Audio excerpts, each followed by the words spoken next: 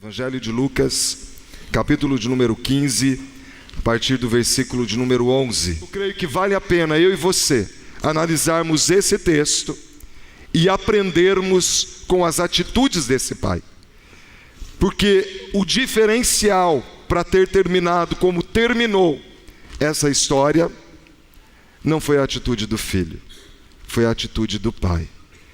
E eu creio que Deus também tem uma história para cada um de nós, que pode terminar bem. Nitidamente, esta família, a família do filho pródigo, estava vivendo um momento de crise. E não tem sido diferente nos nossos dias. Qual é a família que nunca enfrentou um momento de crise? Pode ser que muitos de nós aqui estejamos neste momento enfrentando uma crise na família. E qual deve ser a minha postura, a sua postura, diante de uma crise? Diante de uma situação difícil, de conflito nos relacionamentos, principalmente dentro do ambiente familiar. Como eu e você devemos agir ou reagir? Muitas pessoas, diante das crises, das dificuldades, se perdem e agem precipitadamente. Mas o pai do filho pródigo nos ensina nesta noite que diante das crises, eu e você não podemos nos deixar perder, não podemos entrar na crise, mas diante dos obstáculos, analisar, refletir, pensar, qual é a atitude que eu devo tomar? Como eu posso agir aqui com graça? Como eu disse, o diferencial dessa história foi a atitude do pai. Neste dia dos pais, todos nós que estamos aqui, devemos refletir qual é a atitude que eu e você devemos ter quando enfrentamos crises na família.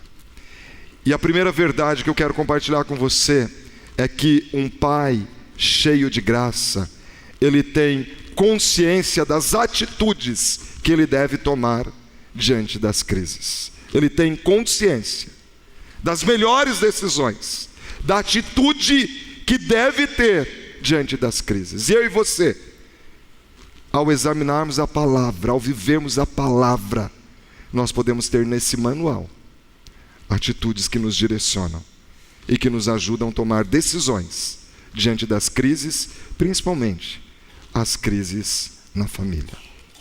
Mas o que me chama a atenção na consciência desse pai é que ele leva em consideração que nem sempre tudo sai do jeito que é planejado. Quando nós lidamos com filhos, quando nós educamos os nossos filhos, lidamos com educação de filhos, nós nem sempre vamos ter a resposta que nós sempre esperamos. Porque pessoas não são computadores.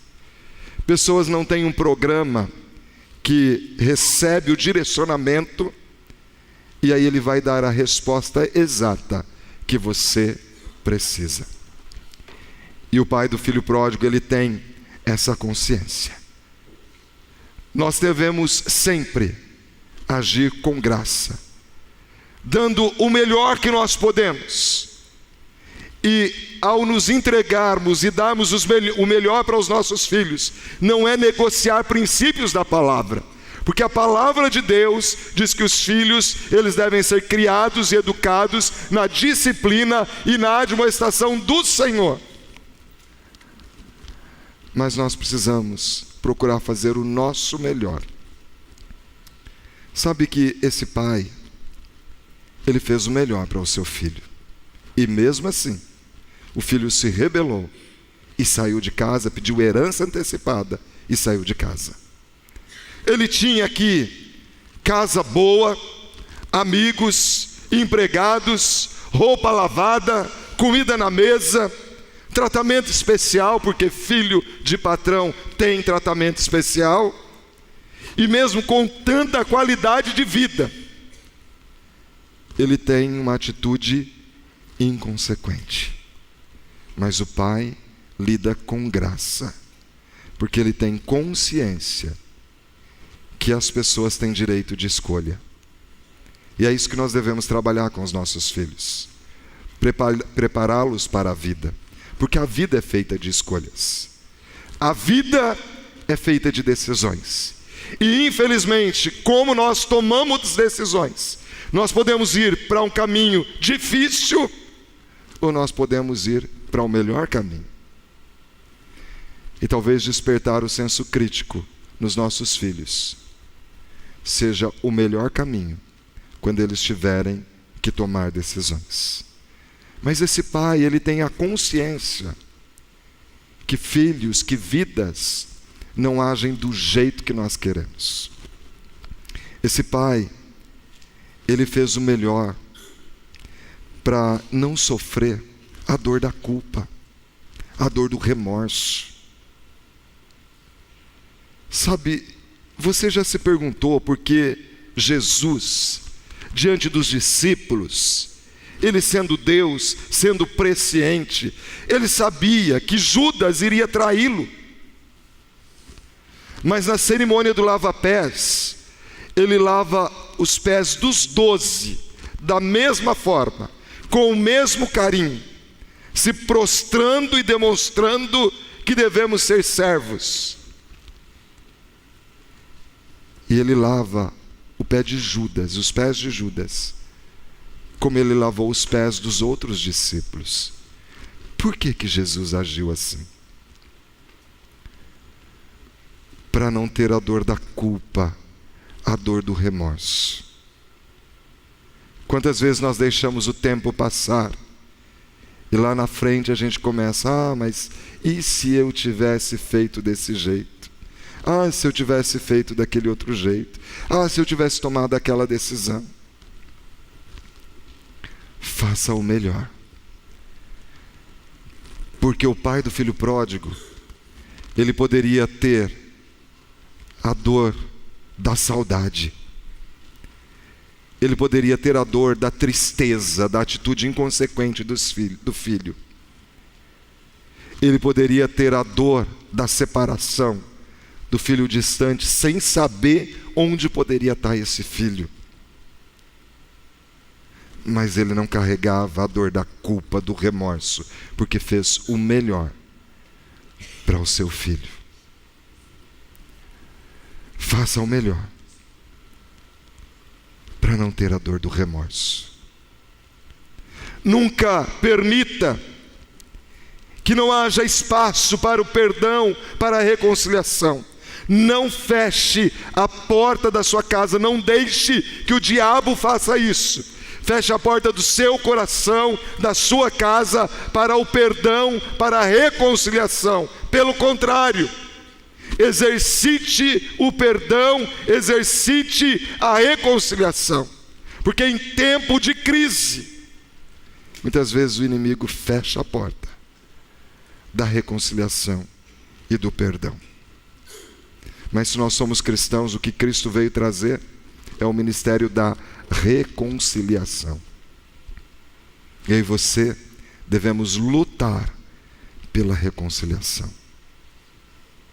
Portanto, em se tratando de relacionamento familiar, principalmente, faça o melhor pelo seu filho. Faça o melhor pelo seu sogro. Faça o melhor pela sua sogra. Faça o melhor pelos seus pais. Faça o melhor que você puder para não carregar a dor da culpa. Tenha a porta do perdão aberta, porque o milagre passa por aí, por essa porta. O milagre passa por essa porta. A porta do perdão, a porta da reconciliação. E consciente disso, é que esse pai tem essas atitudes. Atitude de graça. Mas um pai cheio de graça, ele também tem conselhos, ele tem lições a transmitir àqueles que passam pela crise. E talvez se eu e você conversássemos aqui hoje com o pai do filho pródigo, nós poderíamos ter muitos conselhos. E um deles talvez ele dissesse: nunca deixe morrer a esperança. Nunca deixe morrer os sonhos. Nunca diga: acabou, não tem volta. Quando eu analiso esse texto, eu percebo que a casa do pai do filho pródigo é uma casa de sonhador, porque ele sonhava, ele vivia na esperança do retorno do filho. A nossa casa deve ser uma casa de sonhos, de projetos, de desejos. Desperte isso, pai, mãe que estão aqui. Desperte sonhos no coração dos seus filhos, projetos. Direcione, estimule isso, para que nossos filhos não sejam derrotados, mas sintam-se vencedores em Cristo Jesus. Ore junto com eles, declare a palavra de vitória. Diga que em Cristo todas as coisas são possíveis. O pai do filho pródigo, ele não deixou morrer a esperança. O texto diz que seu filho vinha longe. Quando ele corre, ele abraça e ele beija. De longe ele vê o filho. Parece que esse filho sai na rebeldia, a revelia das situações. Mas esse pai com coração amoroso, ele vive na esperança do retorno do filho. É o pai e a mãe que oram, que não abrem mão dos seus filhos até vê-los completamente restaurados e transformados. E esse pai vivia nessa esperança. Eu imagino que todos os dias ele ia à varanda da sua casa e ficava olhando para aquela estrada que dava acesso àquela propriedade. Talvez da janela da casa ele vivia na expectativa, tanto que ainda longe ele corre, ele abraça. Quem sabe o filho reticente, tímido, receoso de chegar em casa por conta da sua própria atitude, o pai corre, o envolve e o acolhe. Ele dá um beijo e diz: meus funcionários, rápido, prepare depressa a melhor roupa, porque ele está aqui com essa roupa rasgada. Prepare o banho, ele está mal cheiroso. Traga também o anel, honra para o meu filho. Ele é meu filho, por rebelde que ele seja, ele é meu filho. Observe que ele fala: esse meu filho estava morto e reviveu, estava perdido e foi achado. É meu filho. Ele poderia ter atitudes grosseiras com aquele filho, mas ele o acolhe. A impressão que eu tenho é que ele já tinha tudo organizado, ele vivia nessa esperança. A roupa pronta, o anel, ele deve ter ido no melhor joalheiro que ele conhecia lá, mandou fazer o anel. Ele pôs o novilho para engordar, cevado, para a hora que o filho chegasse, ele pudesse fazer a festa. Ele se preparou para a festa, para o dia do retorno. Meu irmão, minha irmã, prepare a festa. Quem sabe na sua casa você tem vivido uma crise, uma dificuldade, alguém que saiu, alguém que deixou, alguém que abandonou. Prepare a festa e viva nessa esperança, porque em Cristo nós podemos todas as coisas. Essa história poderia ter terminado de forma caótica, numa catástrofe, mas terminou em festa por causa da atitude do pai. Se você perseverar em Cristo, a sua história, a minha história, a nossa história vai terminar em festa. Prepare a festa. Prepare a festa. O pai corre, abraça, acolhe. E ao invés de tragédia, é festa. Então não deixe morrer a esperança no seu coração, na sua casa, na sua família.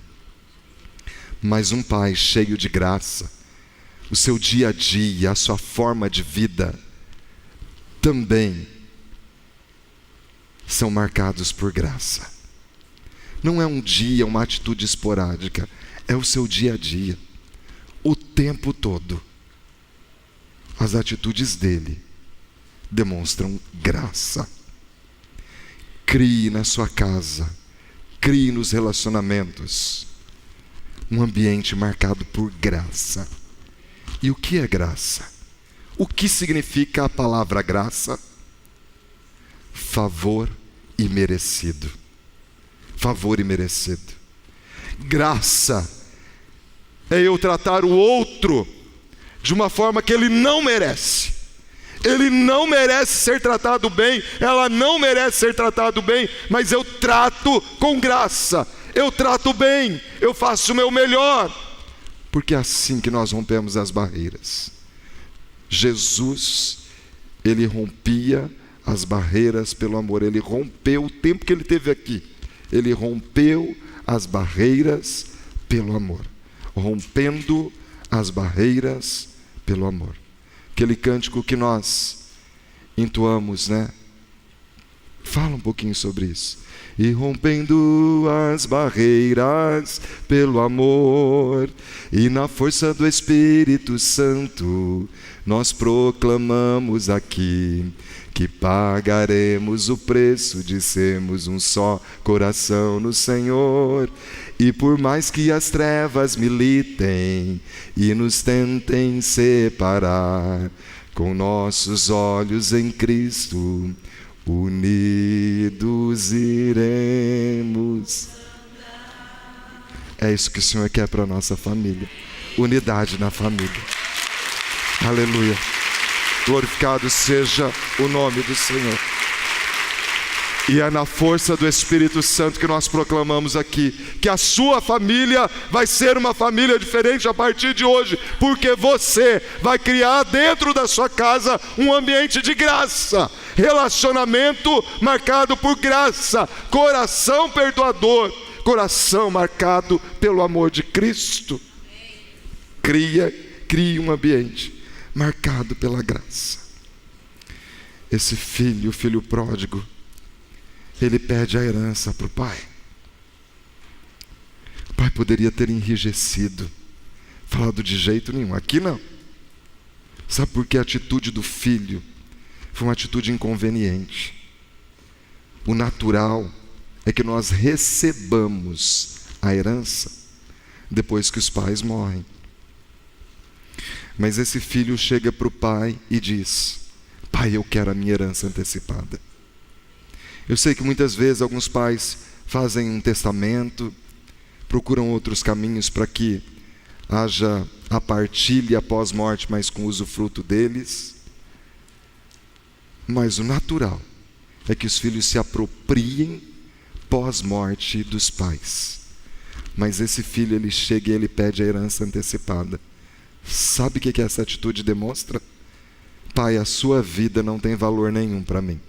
Eu desejo que você morra. Pedir herança antecipada, principalmente nessa cultura, é desejar a morte do pai. A sua vida não tem valor para mim. Mas o pai, apesar da atitude agressiva do filho, ele lida com graça. Quando ele corre de encontro com o filho, ele poderia muito bem ter qualquer outra atitude antes. Ele poderia falar assim: ó, para aí, espera aí, quem é você? Não, você não é filho. A atitude tua não é de filho. Você não merece o pai que você tem.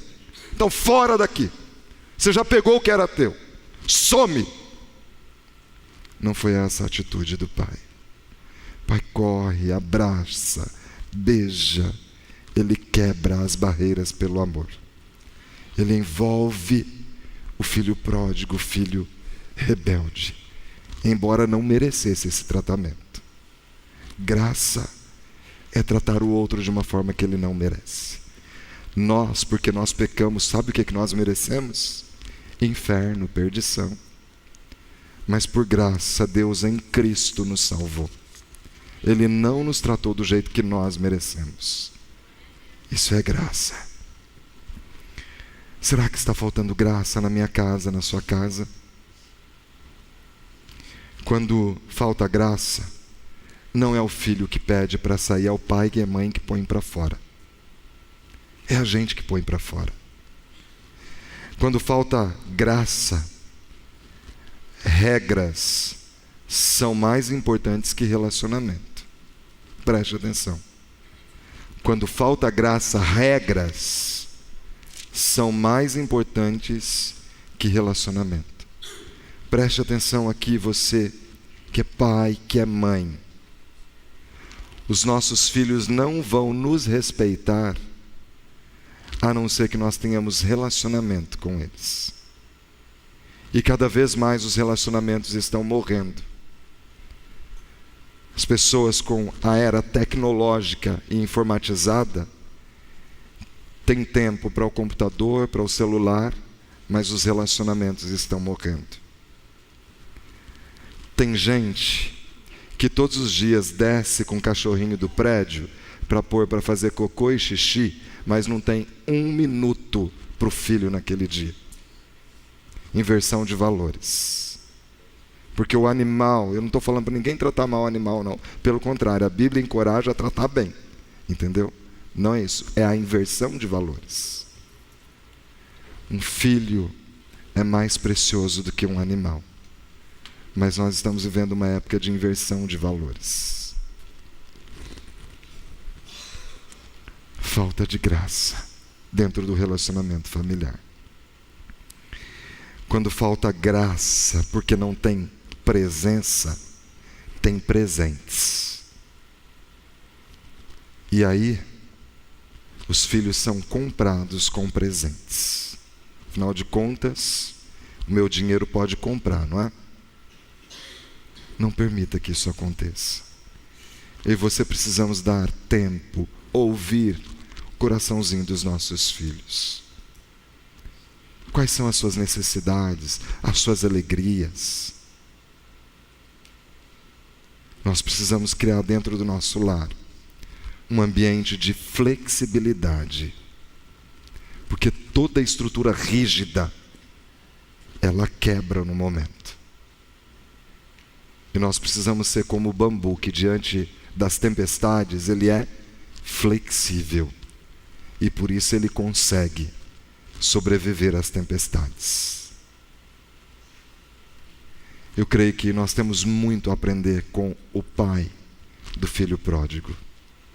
Mas talvez, se nós pudéssemos ouvir também o filho, preste atenção, você que é filho, está aqui nesta noite, quem sabe ainda não é pai, não é mãe, não tem, você ainda não gerou filhos. Preste atenção. Talvez o filho, ele teria o seguinte conselho para você, fruto da experiência dele. Talvez ele diria, olha, cuidado com as decisões em tempo de crise, porque se você decidir errado, seu final pode ser entre os porcos. Quem frequenta chiqueiro, muitas vezes, acaba casando com um porco, viu gente? Os jovens solteiros que estão aqui. Tem gente que vai se distanciando da vida da igreja. E depois o final é terrível, terrível. Não significa que se você casar com alguém que é convertido, nunca vai ter uma crise, nunca vai ter uma luta, mas muitos problemas serão eliminados, porque os conceitos são totalmente divergentes. E você, jovem que está aqui, você precisa se envolver na vida da igreja. Eu não estou falando para gente que já se casou e às vezes o cônjuge não é convertido. Ore, porque eu creio na conversão do seu cônjuge. Estou falando para gente solteiro que ainda não se casou. Não se envolva em julgo desigual. Não se envolva em julgo desigual. Porque pode ser que o final seja entre os porcos, dependendo da atitude. Talvez o filho pródigo dissesse, saiba sair de casa, porque eu saí da forma errada. E eu acabei me envolvendo com más companhias. A palavra de Deus diz que as más conversações corrompem os bons costumes. Eu e você precisamos tomar cuidado. Talvez ele dissesse, não deixe para dar valor para sua família quando estiver entre os porcos. O chiqueiro aqui, os porcos, simboliza a perdição eterna. Só a gente lembrar da parábola do rico e Lázaro, eles já estavam lá no inferno, aí quer lembrar dos parentes que estão lá por lá. Lembre da família, da convivência, enquanto é tempo. E por fim, talvez ele dissesse: ainda que você tenha decidido errado e perdeu tudo, não feche a porta do coração para o perdão. Talvez seja o momento de dizer: levantar-me-ei e irei e terei com meu pai e direi: Pai, eu pequei contra ti. Vamos nos acertar aqui. Vamos nos reconciliar. Creio que nesta noite o Senhor está dando oportunidade a nós de perdão, cura e restauração. Eu gostaria que você fechasse os seus olhos agora. Ore, quem sabe há uma crise, uma situação que precisa de solução. Esse texto, nós temos aqui o pai do filho pródigo. Ele aqui é uma tipologia do próprio Deus, que está sempre de coração aberto para acolher a alma aflita e arrependida. O filho mais velho, ele tipifica o próprio Cristo. Cristo, ele seria herdeiro do trono sozinho. Como o filho mais velho, ele teria direito sozinho da herança, já que o filho mais novo recebeu a sua parte. Não foi fácil. Ele questiona o pai.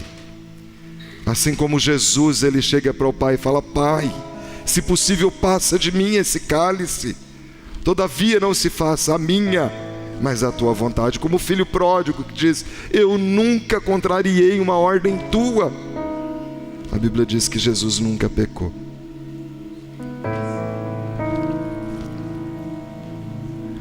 Jesus, ele abriu mão de ser herdeiro do trono sozinho, para dividir a herança comigo e com você. Ele é o nosso irmão mais velho, o primogênito. Ele sempre esteve presente. Tudo que é meu é teu, disse o pai. Desde o princípio ele já estava presente. E o filho pródigo sabe quem é, ou quem são? Somos nós, que quando nos arrependemos, nós podemos voltar. E a Bíblia diz que há festa no céu por um pecador que arrepende. E talvez hoje seja o dia da reconciliação.